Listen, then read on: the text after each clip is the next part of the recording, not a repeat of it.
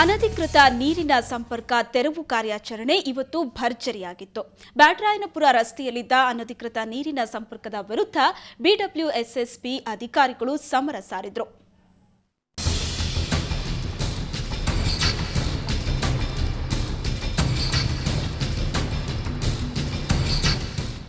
ನೀರಿನ ಬೇಡಿಕೆ ಹೆಚ್ಚುತ್ತಾ ಇದೆ.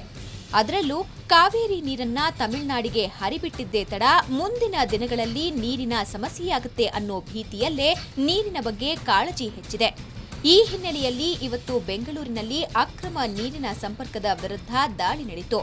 ಬ್ಯಾಟರಾಯನಪುರ ರಸ್ತೆಯಲ್ಲಿರೋ ನಾಗರಾಜ್ ಅನ್ನೋರಿಗೆ ಸೇರಿದ ನಿವಾಸ ಹಾಗೂ ವಾಣಿಜ್ಯ ಮಳಿಗೆ ಮೇಲೆ ದಾಳಿಯಾಯಿತು. ಕಾರಣ, ಈ ಕಟ್ಟಡದಲ್ಲಿ ಸುಮಾರು 18 ನೀರಿನ ಕನೆಕ್ಷನ್ ಇವೆ. ಇದು ಸಂಪೂರ್ಣ ಅಕ್ರಮವಾಗಿ ಪಡೆದಿರೋ ಸಂಪರ್ಕ.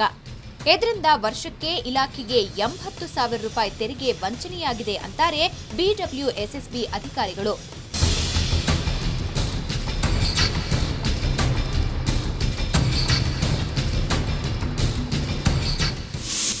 ನಾಗರಾಜ್ ಅಂತ ಓನರು ಅವ್ರು ಇಲ್ಲಿಲ್ಲ. ನಿನ್ನೆ ಬಾಡಿಗೆಯವ್ರನ್ನೆಲ್ಲ ಕೇಳಿದ್ರೆ ಯಾರು ಬಿಲ್ಲು ಕೊಡಲಿಲ್ಲ. ನಮಗೆ ಗೊತ್ತಿಲ್ಲ ಅಂದರು. ಸಂಪೆಲ್ಲಿದೆ ಅಂತ ಕೇಳಿದಾಗ ಗೊತ್ತಿಲ್ಲ ಅಂದರು. ಕೊನೆಗೆ ನಾನು ಮೊದಲೇ ನೋಡ್ಕೊಂಡು ಹೋಗಿದ್ದೆ. ಇದನ್ನು ಒಂದು ವಾರದಿಂದ ವಾಚ್ ಮಾಡಿ ನಾನು ಇಲ್ಲಿ ಬಾರ್ಬಾರ್ ಶಾಪಿಗೆ ಶೇವಿಂಗ್ ಬಂದು ನಾನು ವಾಚ್ ಮಾಡ್ಕೊಂಡು ಹೋಗಿದ್ದೆ. ಇವ್ರಿಗೆ ಜೈಲಿಗೆ ಬೇಕಾದರೂ ಕಳಿಸ್ಬಹುದು, ದಂಡ ಎಷ್ಟು ಬೇಕಾದ್ರೂ ಆಗಬಹುದು. ಅದನ್ನು ನಮ್ಮ ಹಿರಿಯ ಅಧಿಕಾರಿಗಳು ತಗೊಳ್ತಾರೆ, ನನಗಿನ ಮೇಲಾಧಿಕಾರಿಗಳಿದ್ದಾರೆ. ಇತ್ತ ಈ ಅಕ್ರಮ ಸಂಪರ್ಕದ ಬಗ್ಗೆ ಕಟ್ಟಡದಲ್ಲಿ ವಾಸವಾಗಿರೋರಿಗೂ ಗೊತ್ತಿಲ್ಲ. ಇದು ತಪ್ಪು ಅನ್ನೋ ಮಾತನ್ನ ನಿವಾಸಿಗಳು ಒಪ್ತಾರೆ. ಅಲ್ಲದೆ ಇಲ್ಲಿನ ಸ್ಥಳೀಯ ಕಾರ್ಪೊರೇಟರ್ ಸಹ ದಾಳಿ ವೇಳೆ ಸ್ಥಳಕ್ಕೆ ಆಗಮಿಸಿದ್ರು. ಸರ್, ಏನೇ ಜನತೆಗೆ ದಯವಿಟ್ಟು ಕೈ ಮುಗಿದು ಕೇಳ್ಕೊತೀನಿ. ಯಾಕಂದರೆ ನೀವು ನಮ್ಮನ್ನು ಆರಿಸಿದ್ದೀರಾ, ದಯವಿಟ್ಟು ನಮ್ಮನ್ನು ಒಂಚೂರು ಪ್ರಾಮಾಣಿಕವಾಗಿರೋಕ್ಕೆ ಬಿಡಿ. ದಯವಿಟ್ಟು ಇಂಥ ಇಲೀಗಲ್ ಕನೆಕ್ಷನ್ಸ್ ತೊಗೋಬೇಡಿ. ಯಾಕಂದರೆ ಟ್ಯಾಕ್ಸ್ ಕಟ್ಟೋರು ದುಡ್ಡು ಕಟ್ಟಿರ್ತಾರೆ. ಅವ್ರು ಕಟ್ಟೋವಂಥ ಒಂದು ದುಡ್ಡಲ್ಲೇ ನಾವು ನಿಮ್ಮೆಲ್ಲ ಸೇವೆ ಮಾಡ್ತಾ ಇರೋದು. ನೀವು ಕಟ್ಟದಲ್ಲೇ ಈ ಥರ ತೊಗೊಂಡಾಗ 10 ಜನಕ್ಕೆ ತೊಂದರೆ ಆಗ್ತದೆ, ಒಬ್ಬರಿಂದ 10 ಜನಕ್ಕೆ ತೊಂದರೆ ಆಗ್ತದೆ. ದಯವಿಟ್ಟು ಅದನ್ನು ಮಾಡಬೇಡಿ ಅಂತ ಕೈ ಮುಗಿದು ಕೇಳ್ಕೊತೀನಿ. ಬೆಂಗಳೂರಿಗರೇ ಎಚ್ಚರ. ಇನ್ಮುಂದೆ ಅಕ್ರಮ ನೀರಿನ ಸಂಪರ್ಕ ಹೊಂದಿದ್ರೆ ಜೈಲಿಗೂ ಹೋಗ್ಬೇಕಾಗತ್ತೆ. ಬೆಂಗಳೂರಿನಿಂದ ಕ್ಯಾಮರಾಮನ್ ಶಿವಕುಮಾರ್ ಜೊತೆ ನಂದಿನಿ, ಸುವರ್ಣ ನ್ಯೂಸ್. ಡಿಸೆಂಬರ್ 12 ಬಂದೇ ಬಿಡ್ತು. ಎಲ್ಲೆಡೆ ಈ ಫ್ಯಾನ್ಸಿ ನಂಬರ್ ಕ್ರೇಜ್ ತಾರಕಕ್ಕೇರಿದೆ. ಸಾಮಾನ್ಯವಾಗಿ ಪೋಷಕರು ತಮ್ಮ ಮಕ್ಕಳು ಫ್ಯಾನ್ಸಿ ಡೇಟ್ನಂದು ಹುಟ್ಟಬೇಕು ಅನ್ನೋ ಆಸೆ ಹೊಂದಿರ್ತಾರೆ.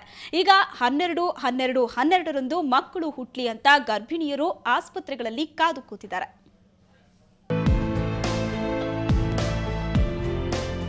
ಹೌದು, ಡಿಸೆಂಬರ್ 12, 2012 ವಿಶೇಷ ದಿನ.